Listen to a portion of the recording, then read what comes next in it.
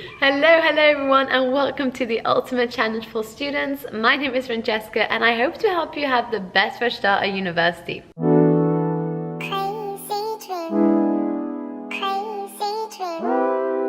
I was extremely demotivated with my life and with my degree in general. So I chose business because I didn't know what I wanted to do with my life, and also I was primarily interested in partying every night, all night, with freshers and with students. So yeah, I did have the best time ever. But I was also waking up at 5 p.m. every day, went to 11 lectures in total during the first 2 years at uni, and had the most desperate parents ever.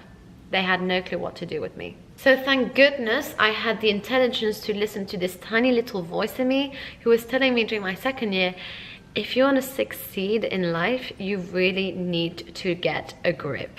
Thank God I listened. So I looked at my options with my course, and you could do a year abroad. My marks were way too low to go outside of Europe, so I had to stay in Europe, and my marks were way too low to study, because if I wanted to study an extra year, I should have gone to the really big universities, you know, the big Madrid one, like all the really good ones, but the good ones would not accept something that was like bad marks, and there was so much competition for them, nowhere would get in. So my only option was kind of working for my year abroad in Europe. So okay, let's do it. So I managed to attract a few big companies such as Unilever and Procter & Gamble, more for my soft skills than for my actual like hard skills. But unfortunately I didn't get very far with them, because it was my first experience in, you know, interviews and all that. You will have to go through it as well. It's torture. But yes, also I was so late when I decided to do my year abroad. So while everyone already had their placement sorted, I kind of just started.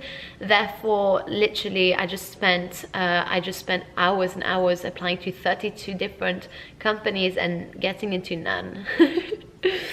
Great.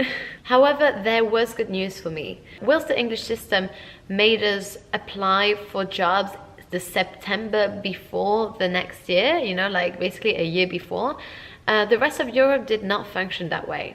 The rest of Europe accepted applications at April without thinking that was late. They accepted applications in February, and it was just totally fine for me to actually find a job somewhere in the rest of Europe. So I decided to go to Germany, the country of discipline and efficiency, as I was hoping that those qualities would rub off on me, and that Germany would help me find my inner practice, my inner motivation. So in April, I managed to get a job in a medium-sized company as a marketing and sales intern in Bavaria.